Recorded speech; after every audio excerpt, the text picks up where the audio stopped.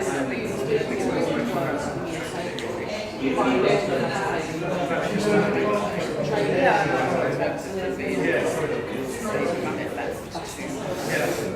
yeah, oh no, so yeah, so I guess it's sort of thing like so where we've got like the relocation to like say like the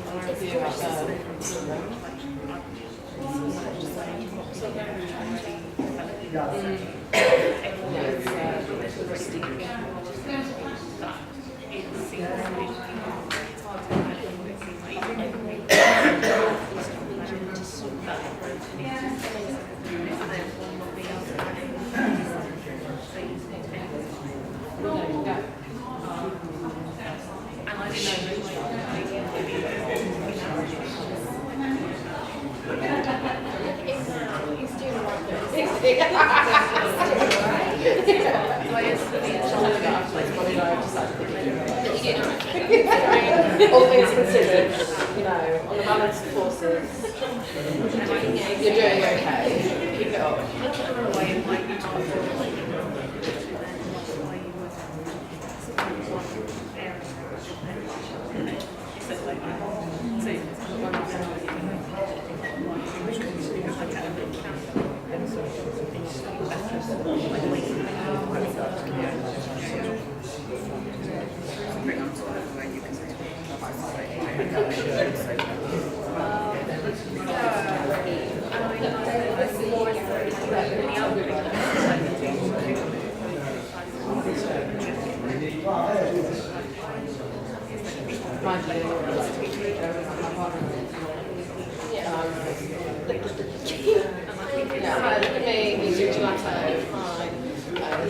She's like ice cream, but not. Yeah, worry about ice cream, it's not. It's Italian. French town. I didn't know gelato, not time.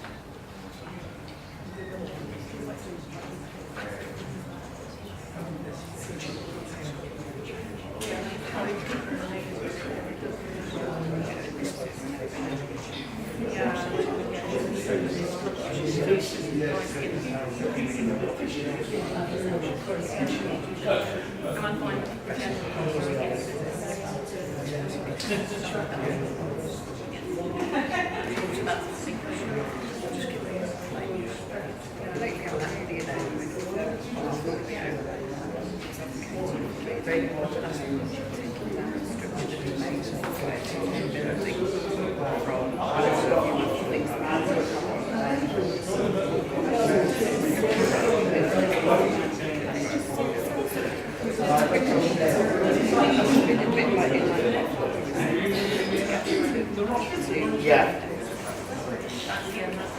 Or you can use this one. I know you don't. So this way we've got shower. Yes.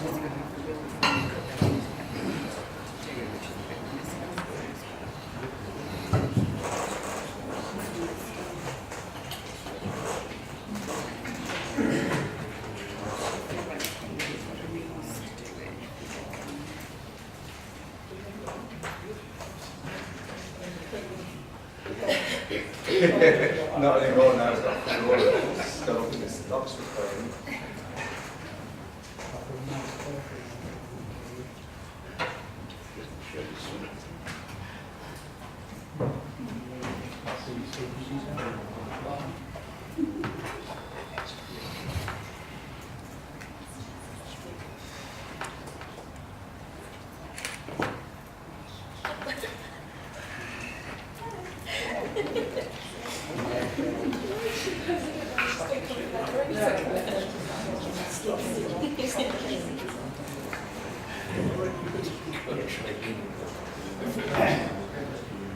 Right, I think we'll make a start. Dave Ward from the Communication Workers Union is running a bit late. I've had a message from his secretary. So, welcome to everybody this afternoon. This is our contribution to the TUC's 150th anniversary. The TUC started in 1868 in Manchester. The first Congress was held between the 2nd and the 6th of June. So that's one of the reasons why we picked this date today. And this college has been associated with trade union education, the working class education, for the last 119 years. So we've got our 120th anniversary next year.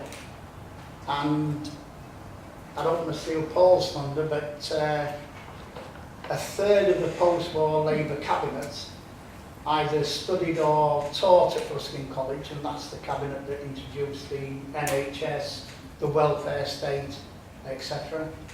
Dennis Skinner studied here, but I'm led to believe he spent more time on the tennis court, which is what our garden is now, than he did in the classroom. John Prescott also studied here, Jack Ashley. So we've always had this link with the trade union movement.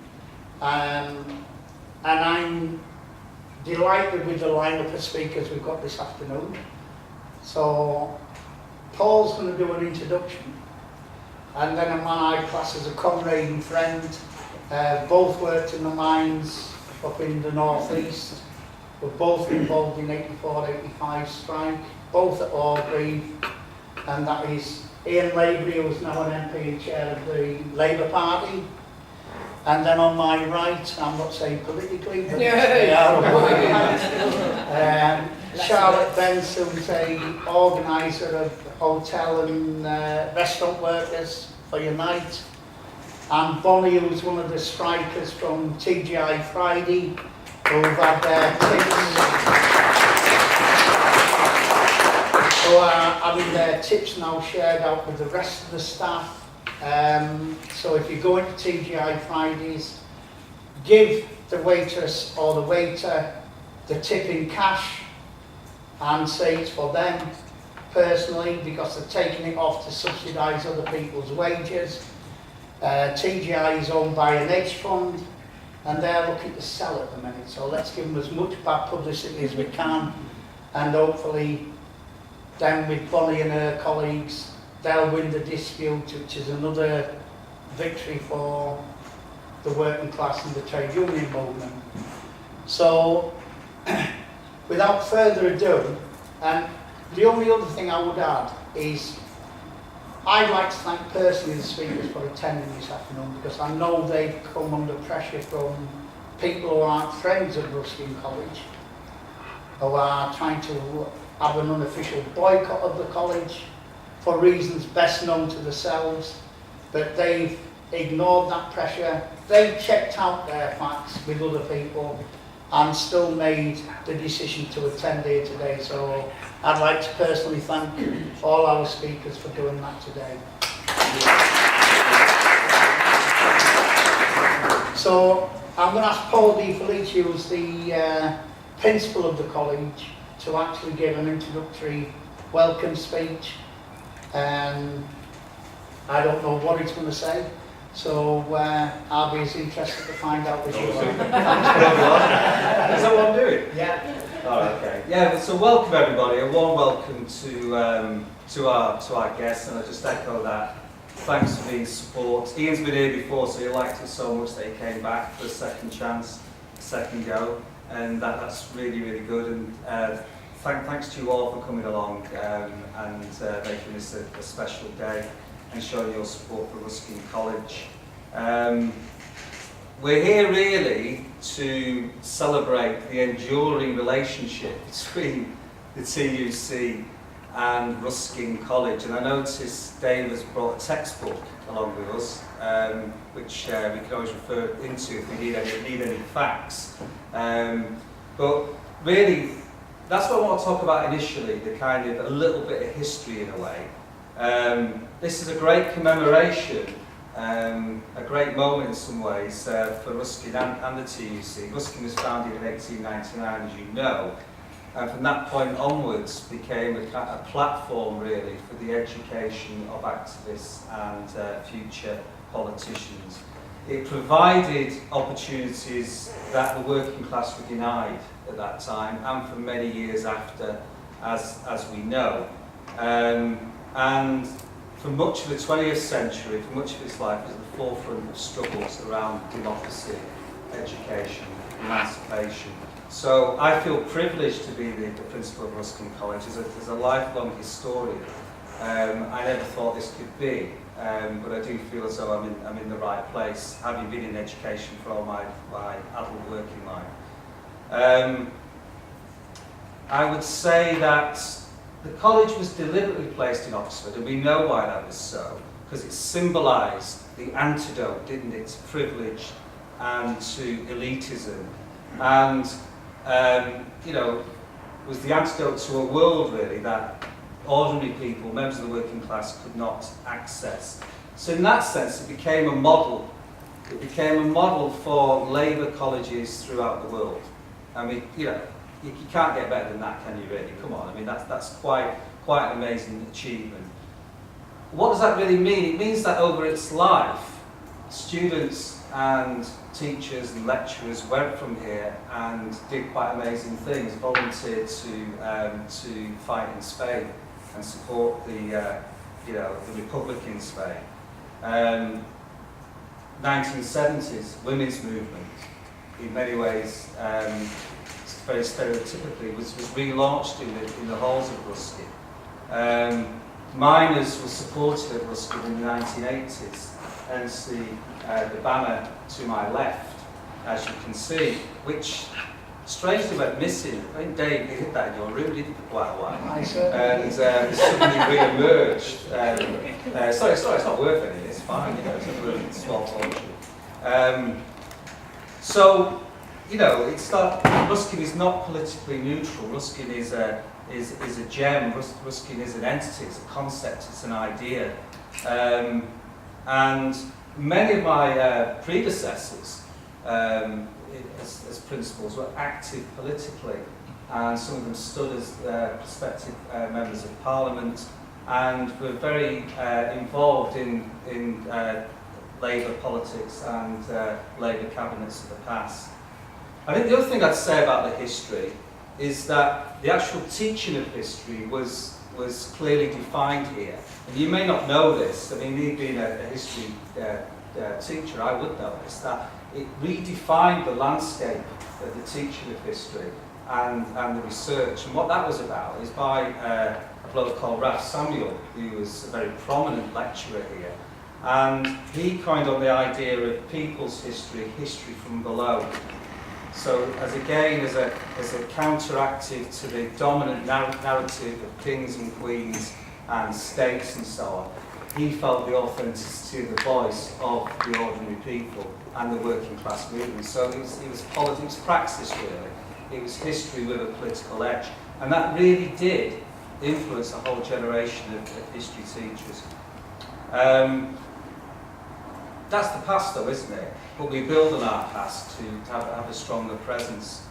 Our contemporary role, well, people say, apart from courting controversy, as we well know, but then there's nothing new there with Ruskin College, we are exemplary for what we do.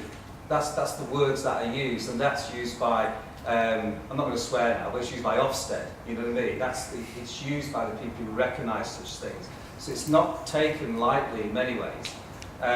We provide free education, free board, free lodging for working class students, and they go to university, they stay here studying higher education, they go from here and do something else. It is very, very positive, the experience they have, and in our own small way, we overcome social barriers and barriers around class.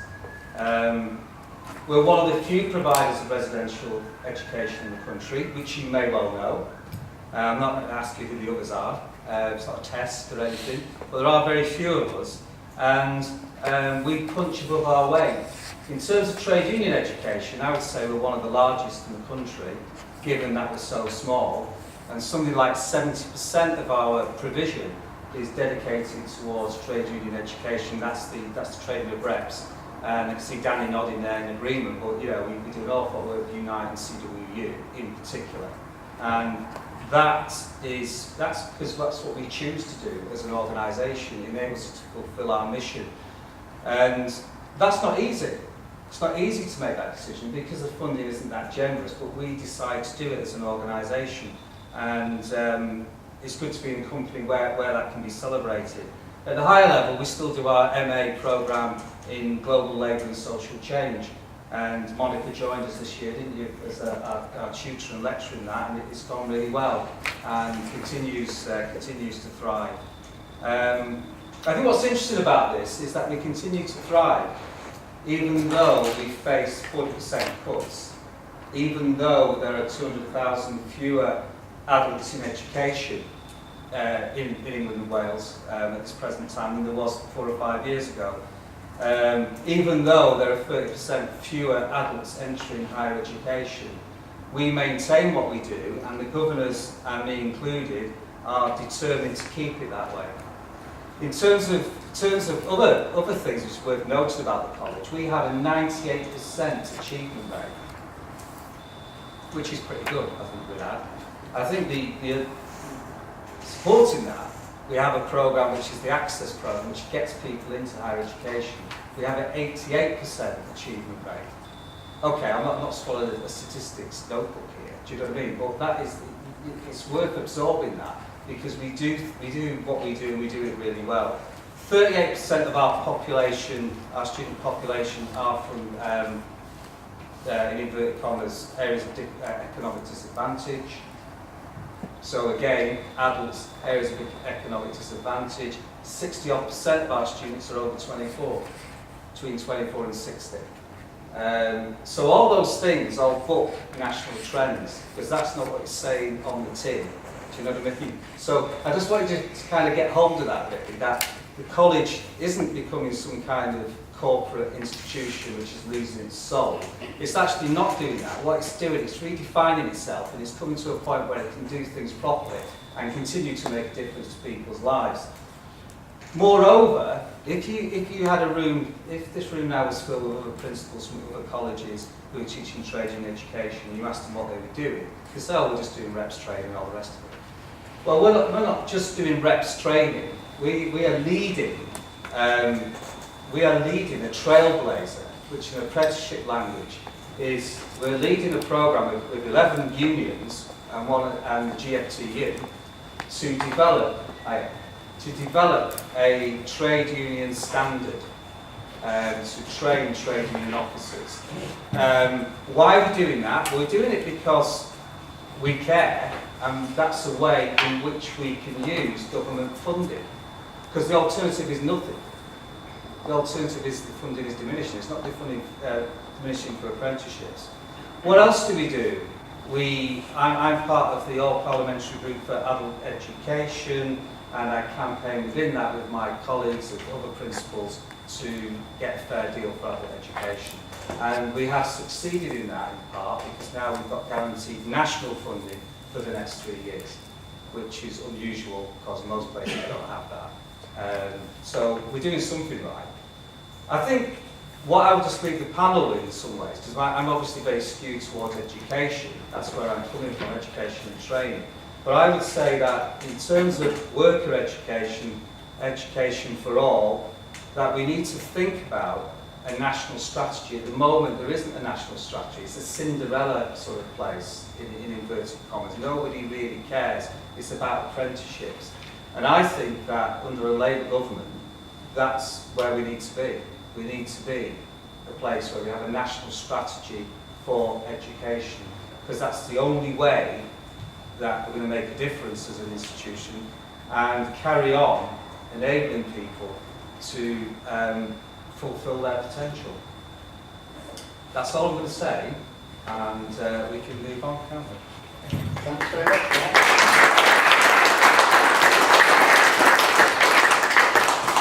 I'd like to welcome Dave Ward. Now, Dave is the General Secretary of the Communication Workers Union, and its members seem to have been under constant attack for about the last 2 years, whether it's on pensions, hours, pay, contracts, you name it, everything's been thrown at them.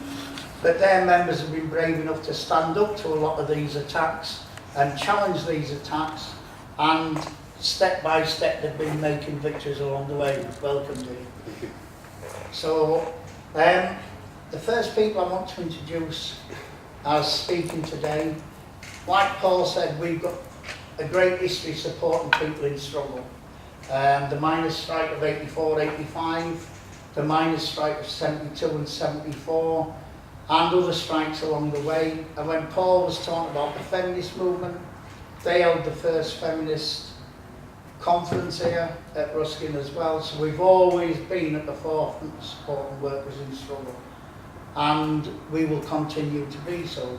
So I'm delighted today to welcome Charlotte Bence, who's an organiser for Uniting the Restaurant and Hotel Workers, and Bonnie, who's one of the people who works at TGI, but one of the people who's been on strike at TGI to outline their strategy and what's been happening in TGI, and for Charlotte to outline the organising of hotel and restaurant workers. So over to you two, okay, Charlotte? Over to me. Thanks. Thank you. Yeah, my name is Charlotte Bence. I'm an organiser with Unite the Union. I focus on the hospitality industry, which is predominantly hotels and restaurants. And I've had the privilege to support people like Bonnie, the TGI workers, in their dispute with their employer. I originally was going to sit and talk to you about the TGI dispute and how fantastic and how wonderful it is, but then we thought, well, what better than to hear that from Bonnie, from a TGI worker herself. So we have Bonnie here, and I'm not going to take up too much time because it's more important that you hear from Bonnie than from me. In light of that, what I wanted to do, I was thinking about this on the train up here, and I think, you know, one of the things that we're doing this year is obviously celebrating the birthday of the TUC, not just sort of marking the fact that it's 150 years, but celebrating what trade unions mean for people like us, for workers across this country and across the world. And I think, for me, I am who I am because of the labour movement. I was educated by the trade union movement after I finished my A-levels. I was lacking in confidence to go to university, so I didn't pursue that path. I went and got a job and did some travelling and various other bits and pieces. And then I became a trade union rep in a call centre, and I was sent on Workplace Reps 1. And that gave me the confidence that I needed to, you know, to be able to represent people, to understand that I had a voice at work and that I was more than capable of using it. Not only did it give me confidence in the workplace, but it gave me confidence in my personal and private life as well. I then went on to do a part-time degree at Birkbeck, who, you know, are obviously quite different to Ruskin, but also specialise in adult education. It's part-time. I did it while I was working, and then I came here and did the TUC organising academy. I did the diploma in organising. So I am who I am because of the trade union movement and because of the skills and the time and frankly the money that the trade union movement has invested in people like me. Because of the people that came before me, I have been given the tools and the skills that I need to support the people who came after me. My confidence has been lifted, I've raised my own standard of living, and I've empowered the people around me, and that is all because of the trade union movement. And I think that is something to celebrate, because it hasn't just done that kind of thing for me, it's done that kind of thing for thousands and thousands of working class women like me across the country, who are taught from a very young age that because we're working class, because we're women, our voices don't really matter and we should shut up and let the men get on with it. And it was the, albeit male-dominated, trade union movement that led me to think, actually no, I've got a voice, I can use it, and I should be proud of, you know, of the things I've done and the things I can achieve. That being said, I want to kind of throw out a few provocations really for people in the room to think about, and we can hopefully talk a bit more about some of the points that I'm going to make in when we get to the Q&A session or whatever. But one of the things that I think is true is that whilst we're celebrating the fact that the trade union movement is 150 years old, we also need to confront some harsh realities about what our movement looks like and the challenges ahead if we're going to survive for another 150 years. I think we don't have any room for complacency about the scale of the challenges ahead of us. All of us have seen the very sad little graphs where collective bargaining coverage is going down, down, down, down, down. All of us have seen the statistics that were released the other day about the number of strikes that have been taking place in 2017. And just to kind of build into that, actually, one dispute from 2017, which is the British Airways mixed fleet dispute, accounted for 1/3 of all of the days lost to strike action. I think that's an issue, and I think a lot of people in this room will think it's an issue as well. We know the scale of the challenges ahead of us, but so I think we have to be quite honest about what our own issues are, in addition to sort of some of the stuff that we like to do a lot of the time, which is talk about how terrible the Tories are and how the laws that they've put in place have made life so difficult for us, because that is undoubtedly true, but there are changes that we need to make ourselves and that we can and should be making ourselves if we're going to be fit for the next 150 years. And I think that one of those things we have to be quite honest about is that too often we as a movement do not look like the people we seek to represent. They do not see themselves reflected back at them in us. So when we have officers and organisers going around to workplaces that aren't unionised, when we're trying to talk to people about the trade union movement, too often we don't look like the people that we're trying to get into our unions and the people we should be trying to get into our unions.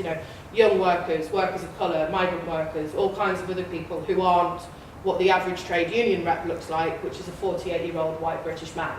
We have to do better on that front, not just of getting more diverse faces in the union, but more diverse faces playing a leading role within our movements. It's not just enough to get these people in the room, these people have to be leading our movements from the front as well.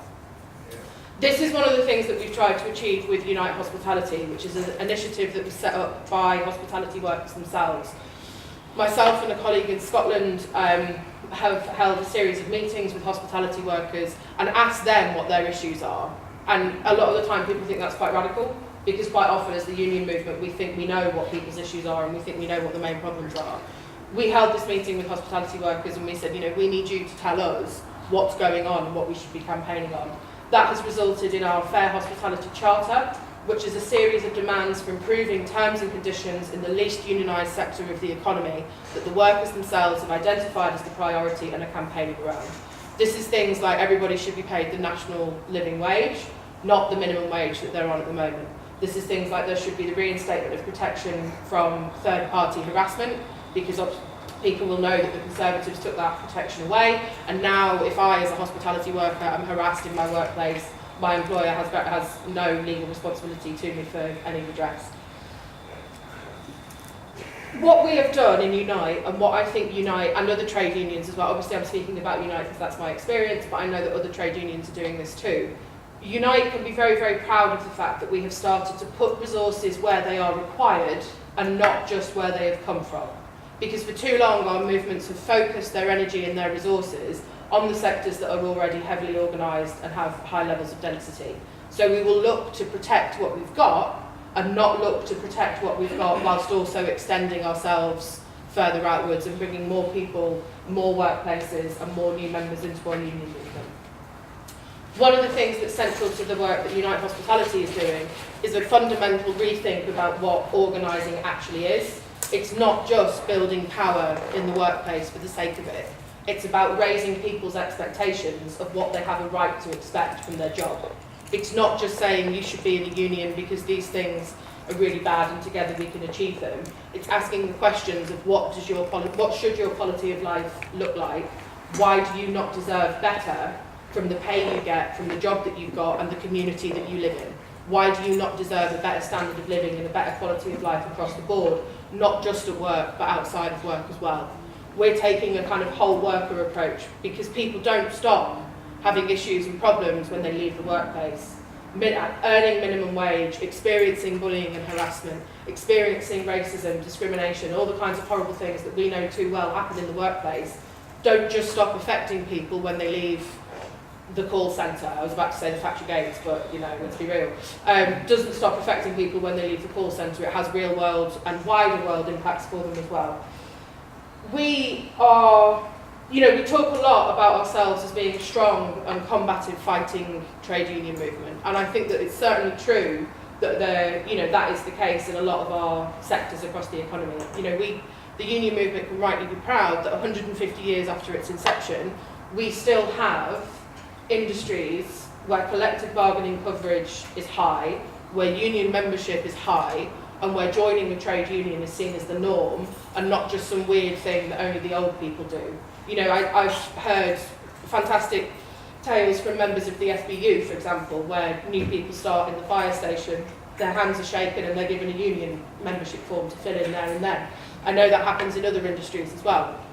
One of the things we're trying to do in Unite Hospitality is normalise union membership so that it's not just seen as something that your dad might have been involved in when he worked, you know, in whatever dying industry he worked in before you were born, but something that's here and relevant and alive in 2017. And what I think that means is that too often we talk about the Labour Party as though it's our saviour.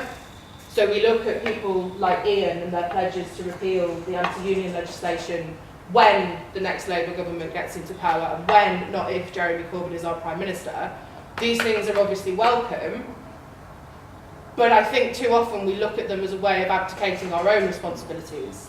It's not just up to the political wing of the trade union movement and the Labour Party to fight all these battles for us, it's up to us too.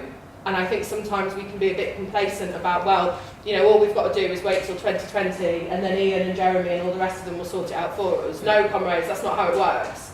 There's a long way to still be on minimum wage in a job with really, really poor terms and conditions if we're going to sit and wait for Ian and all the rest of them to do what they need to do without taking some responsibility ourselves and winning the fights that we need to win for ourselves, not just with Ian's support. I also think that in this context, how we talk about the union matters, because too often we talk about union membership as a fee for services. So, you know, you join your union and then if you're in trouble in the workplace, I will come in like some kind of white knight solution and represent you in a grievance or disciplinary hearing. And that individualises our membership. It weakens our unions for us because we talk about the collective in an individualised way. What we should be doing is talking about union membership and union subscriptions as an investment in the collective belief that our side deserves better. It's not just about you and your right to have a good rep, or let's be honest, you know, I've had some not great reps in my time. It's not just your right to have representation in your grievances or disciplinaries. It's also you staking a claim in the future that you deserve. And the right of our side to have better, to win better, and to do it by standing together. I think we can't, however, expect everybody to be won by that kind of collective vision. We live in a society that's been decimated by years of Tory cuts, where we've been individualised and isolated from each other, where communities have been smashed and services are in pieces. Talking about an idea of a collective vision and a collective identity through a union is something that I think is quite difficult for some people to get their head around. So what we need to do, I think, is talk about the value of union membership on an individual basis, but within a collective framework. And this is one of the things that we're doing in hospitality. It's not just, why do you deserve to be paid more than £5.90 an hour, or £7.83, or whatever minimum wage rate you get because of George Osborne's ridiculousness. It's what difference to your quality of life would earning £10.20 instead of £5.90 make. That's your ability to pay your rent properly without having to ask bank with mum and dad. That's your ability to take your wife on that dream holiday that you've been planning for decades but have never been able to afford. It's about situating people's individual choices and individual aspirations within a collective vision for our class. Not just talking about the kind of cuddly egalitarian nature of solidarity and collectivism, but giving real concrete examples about what it means for each individual to be part of this collective, not isolated in the way that the Conservatives would have us believe.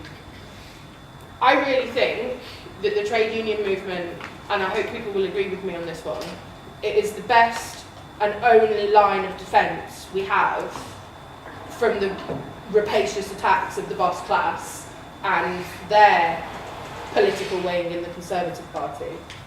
We have so much to be proud of. We have achieved so much over the 150 years since the TUC was founded. You know, we have so much that we've done, and I'm not going to sit and list a big long raft of achievements, because we also have to be honest that so many of the things we talk about as victories have now been taken away from so many of the people we seek to represent. You know, too often we will say the unions gave you the weekend. Tell that to somebody who's worked their 4th Saturday and Sunday in a row. Too often we say, oh, well, the unions delivered equal pay. I used to earn £9 grand a year less than the man who was sat next to me doing exactly the same job. So tell me again about equal pay. You know, there are so many things that we talk about as historical successes that if we're not careful, more workers than have already lost them will lose them again. Our class needs us to get our act together and to be fit for the next 150 years. I think we can do it, but I think we have to be realistic about the challenges ahead of us, and I think we have to look to the future, look to examples of people like Bonnie for innovative, exciting strike action in new sectors of the economy that can and is winning, stand in solidarity with workers in emerging sectors, deliver those victories, and give our class the confidence and inspiration that we need to win. Thank you.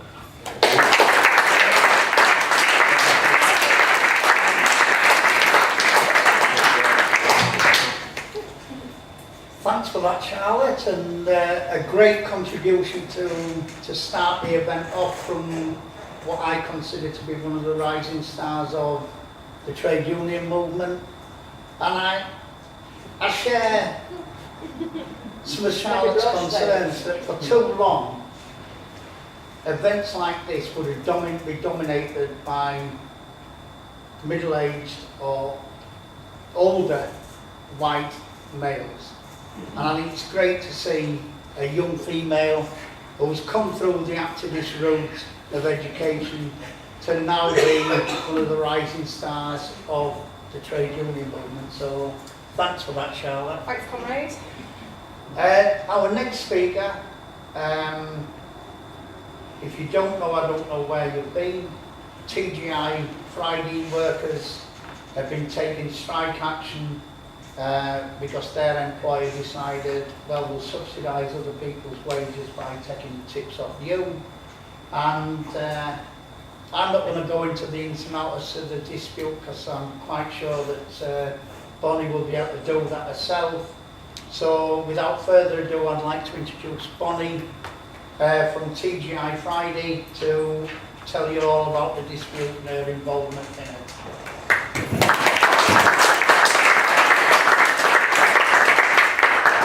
Hi everyone, my name is Bonnie. I've officially been working for Fridays for 2 years today. Yeah. I'm going to give you a quick breakdown of what happened. So in January, early this year, we were given 2 days notice that 40% of our credit card tips were going to be given to the kitchen. 2 days notice. I've never seen morale so low in our store. Fridays is a company that prides itself on family values. We work on family values. I can recite our mission statement and our visionary statement, and it all based on our colleagues are our friends, and we're a family where our guests become like our friends. And what Fridays have done in enforcing this rule is they've cracked our family unit. They've pit the kitchen and the back of house staff against the floor staff. And that's not what I would do to my family. Our store is mostly young mums, young families. I'm 20 years old. I can't afford to have 40% of credit card tips taken away from me. I rely on my tips as part of my wages. We get paid every Friday. I rely on the money that people give me on card to be able to pay for the life that I want to lead. So it's not fair. It's not fair, and the fact that the company has tried to portray us as greedy or that we don't want to share is frankly ridiculous. because we already share. Anyone who's worked at a Friday's restaurant will tell you that at the end of the night, at the end of a shift, if I've made £100 in tips and I tip 10% of my weight of the tips that I've made to the service assistants who clean my tables and who run food and who put cutlery on the tables and do all the extra bits that I ask them to do, and I tip 10% to the bar, because I understand that while I'm the face of the experience of Fridays, I can't do it all. And we tip accordingly to that. Everybody tips 10%. So we're already losing 20% of our tips, which we willingly give because we understand that everybody plays a part in this big Fridays family.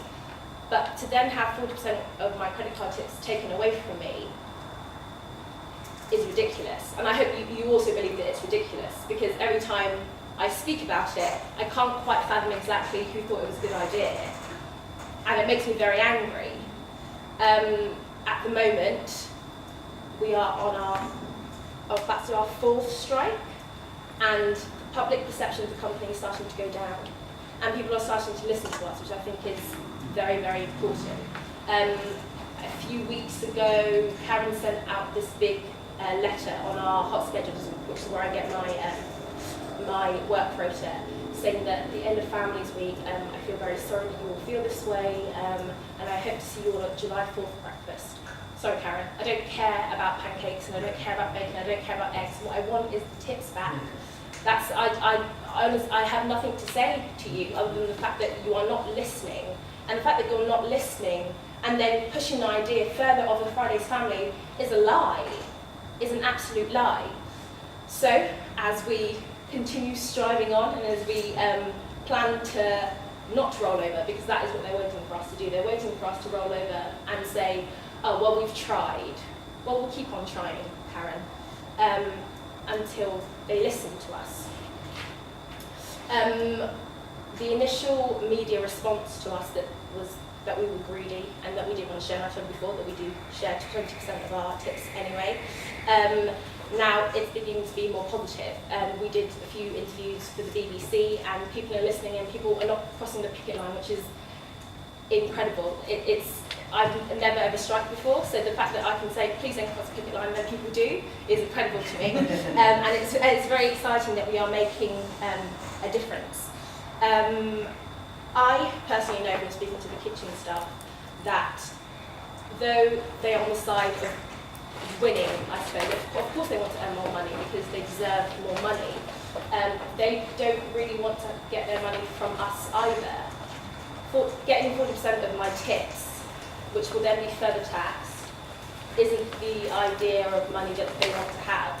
I know that I would much prefer to have an extra £2-3 an hour and be in full control of that, and that will be taxed anyway, but at least I know that I've gone to work and I've earned £10 an hour, and I deserve that, not to wait for somebody. If I only earn £50 a shift and they only get however much is 40% of that, that changes every single shift. Sometimes I don't make any money on card, so that means that the kitchen don't get their money for that shift. That's completely unfair. They just need a higher wage, and the fact that Fridays think it's okay to take our tips, to just be like, there you go, and to make the idea of working as kitchen staff more attractive to other employees or future or potential employees is again ridiculous. I am not ready to back down. I'm going to keep fighting, and we're going to keep fighting. So whatever they want to do to us, however they want to betray us, that's fine. We're doing our 4th strike, so we're excited. Thank you very much.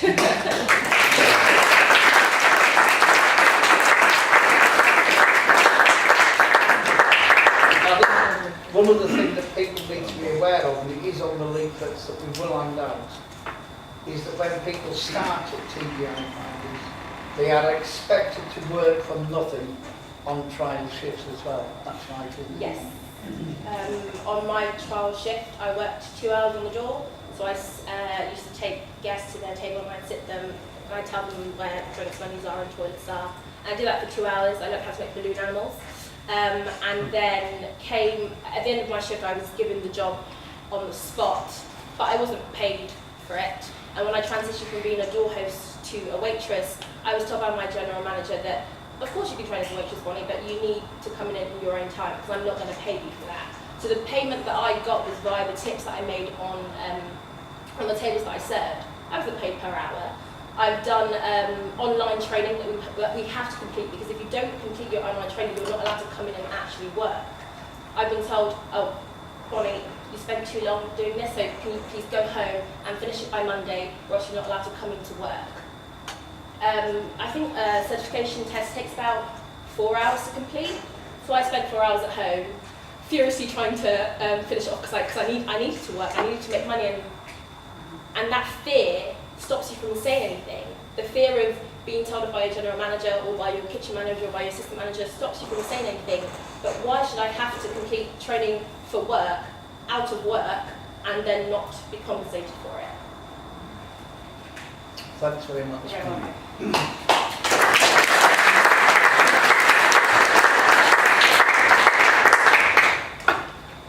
Our next speaker,